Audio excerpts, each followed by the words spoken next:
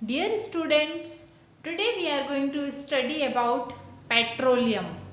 What is petroleum? How it is obtained? Where it is used?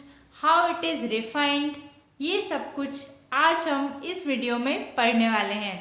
So first of all understand कि the word petroleum it is derived from two words petro plus oleum. तो petro जो word है, Petra जो word है it means rock. Petro का मतलब होता है रॉक और ओलियम का मतलब होता है oil. So it means it is a oil that is obtained from rocks. ऐसा ऑयल जो रॉक्स के बीच में से निकाला जाता है that is known as petroleum. Second thing it is a fossil fuel. ये एक तरह का फॉसिल फ्यूल है. Why? Because it is obtained from fossils. Fossils क्या होते हैं आप सभी को पता है कि पहले जब हमने कोल के बारे में पढ़ा था that time I have told कि what is fossil. Again I am telling you कि fossils means the remains of dead plants and animals. जो भी प्लांट्स एनिमल्स उनकी डेथ हो जाती है then they are converted into fossils. Now how and where it is obtained. तो जो petroleum है it is formed from organisms living in the sea. कि जो सी ऑर्गेनिजम्स होते हैं या उसके अलावा भी कि भले ना भी रहें, sometimes any disaster, any natural disaster, कोई शिप डूब गया या कोई एनिमल सिंक हो गए उसमें, तो उस केस में क्या होता है कि these animals they get buried deep inside the sea. ये सी के अंदर दबते जाते हैं और they are covered with layers of sand. और उनके ऊपर सैंड की लेयर पड़ती जाती है. And as you know that there inside the earth the temperature is very high. कि ये धीरे धीरे रॉक्स के बीच में कहीं कहीं जाके दब जाते हैं और जब अर्थ का रॉक का प्रेशर पड़ता है उन पर और due to high temperature and pressure they are converted into petroleum and also natural gas. कि इस तरीके से नेचुरल गैस और पेट्रोलियम में ये कन्वर्ट हो जाते हैं. So this is the process of formation of petroleum and it is a exhaustible source of energy. It is a exhaustible natural resource. कि ये नेचुरल रिसोर्स है but it is getting exhausted day by day. और इसीलिए आप देखोगे कि petrol के दाम दिन ब दिन बढ़ते जाते हैं, बढ़ते जा रहे हैं. स्पेशली डीजल पेट्रोल सबसे ज़्यादा महंगा होता जा रहा है ना. वाई? बिकॉज ऑब्वियस सी बात है जब किसी चीज़ की क्वांटिटी कम होती है तो उसके रेट बढ़ जाते हैं. Now in India where this crude oil is formed. So in India crude oil is obtained in Assam, Gujarat and in Mumbai in Maharashtra. So how this petroleum it is obtained and how it is bought in pure form and is refined. So now we are going to study about obtaining and refining process of petroleum. तो जो petroleum की जो refining process है आपने सुना होगा oil refineries सुनी है ना. तो वहीं पर ये क्रूड ऑयल जो है उसको रिफाइन किया जाता है. It is heated at high temperature. एक कॉलम होता है that is known as fractionating column. Fractionating column में अलग अलग फ्रैक्शंस बने होते हैं जिन पे क्रूड ऑयल को हीट किया जाता है और इससे हमें various type of substances are obtained by this process. कि उससे अलग अलग तरह के सब्सटेंस मिलते हैं. कि आप देखेंगे कि जो क्रूड ऑयल है it is a thick viscous dark colour strong smelling substance. कभी आपने देखा होगा कि ये बहुत थिक होता है, गाढ़ा होता है, डार्क कलर का होता है और स्ट्रॉन्ग स्मेल होती है इसकी. क्यों? क्योंकि it is a mixture of various components. कई सारी चीज़ों का मिक्सचर होता है. इसमें कैरोसिन होता है, पेट्रोल होता है, डीजल होता है, नेचुरल गैस होती हैं. तो ये सारी चीज़ें अलग अलग टेम्परेचर पे, सबका अलग अलग टेम्परेचर होता है, सबका अलग अलग मेल्टिंग और बॉइलिंग पॉइंट होता है. तो जब इस क्रूड ऑयल को हीट किया जाता है हाई टेम्परेचर पे एक फ्रैक्शनल डिस्टिलेशन असेंबली में, तो क्या होता है कि अलग अलग टेम्परेचर पे अलग अलग चीज़ें से सेपरेट होने लगती. It is somewhat like this. इस तरीके का फ्रैक्शनल डिस्टिलेशन असेंबली होती है जिसमें अलग अलग फ्रैक्शंस होते हैं जहाँ से अलग अलग प्रोडक्ट निकलते जाते हैं. ठीक है। तो जो गैसेस हैं वो ऊपर की तरफ के ऊपर की फ्रैक्शन से निकलती हैं और लास्ट में जो बचता है वो ग्रीस है या कोई भी ल्यूब्रिकेटिंग सब्सटेंस है, ऐसे डार्क जो थिक विस्कस सब्सटेंस होते हैं वो लास्ट में बच जाते हैं। एस्फाल्ट है, तो इस तरीके सब्सटेंस लास्ट में बच जाते हैं। और आपको बताऊं कि इस क्रूड ऑयल से जितने भी सब्सटेंस निकलते हैं, जितने भी प्रोडक्ट निकलते हैं, they all are useful and they all are costly and are used in some or other process, किसी ना किसी प्रोसेस में यूज़ किए जाने वाले हैं।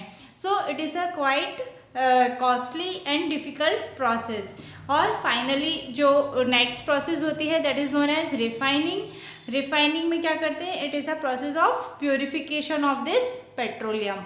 और उसके बाद जो भी ऑयल पेट्रोल निकलता है उसको फिर then it is sold in the market and it is used by people.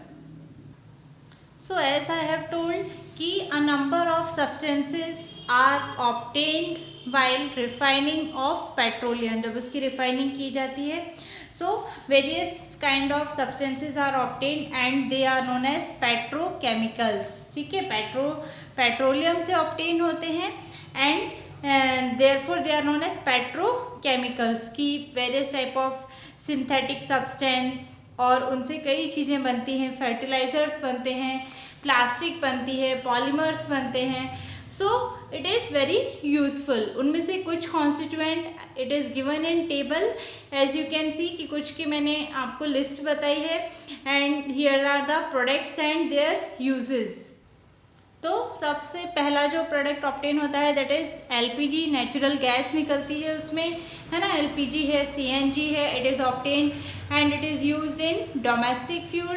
As a fuel हम घरों में यूज़ करते हैं for cooking food. Secondly petrol is obtain. आप सभी जानते हैं कि petrol, diesel they are used in vehicles में एज ए फ्यूल यूज़ किया जाता है। Next is kerosene is also used as fuel, so they all are used in industries as well as in vehicles. Next comes lubricating oil जो है वो lubrication oil के form में lubrication के लिए यूज़ किया जाता है। it is used in various machineries को ग्रीस करने के लिए, ऑयल करने के लिए यूज़ करते हैं lubricating oil का। नेक्स्ट इज पैराफिन वैक्स जो है it is used in making candles, polish बनाने के लिए, ऑइंटमेंट बनाने के लिए and it is used in various other purposes, Vaseline बनाने के लिए और भी कई सारे प्रोडक्ट इनके बनाए जाते हैं। और उसके बाद अगला जो प्रोडक्ट है that is bitumen it is used for making paints, dyes and it is also used in construction of road. कि ये जो है it is quite thick viscous substance, thick greasy viscous substance होता है जिसको पेंट और die industry में use किया जाता है। So these are the constituents that are obtained from petroleum. These are also known as petrochemicals और petroleum products. Next comes natural gas it is also a fossil fuel की category में ही आता है and it is obtained naturally and it is a exhaustible resource, it is a exhaustible natural resource। तो जैसे हमने पढ़ा कि it is obtained as a by product while refining of petroleum। जब पेट्रोलियम की रिफाइनिंग की जाती है तो these natural gas they are obtained as CNG and LPG and they are very useful because they have so many benefits over other fossil fuels। बाकी जो हम fossil fuels की बात करें या अदर फ्यूल्स की भी बात करें तो जैसे सपोज काउडंग केक है या वुड है, कोल है, चारकोल है, इन सब के कई सारे ड्रॉबैक हैं। For example they are difficult to handle, difficult to store and the main problem is that they cause harm to environment। कि when they are burned they produce black smoke, means they release carbon dioxide and carbon monoxide which is responsible for global warming। So therefore CNG, LPG they are safe fuel because they have so many advantages। So what is CNG, what is LPG? CNG means it is compressed natural gas और LPG means liquefied petroleum gas. आपको पता होगा कि gas की property होती है कि when they are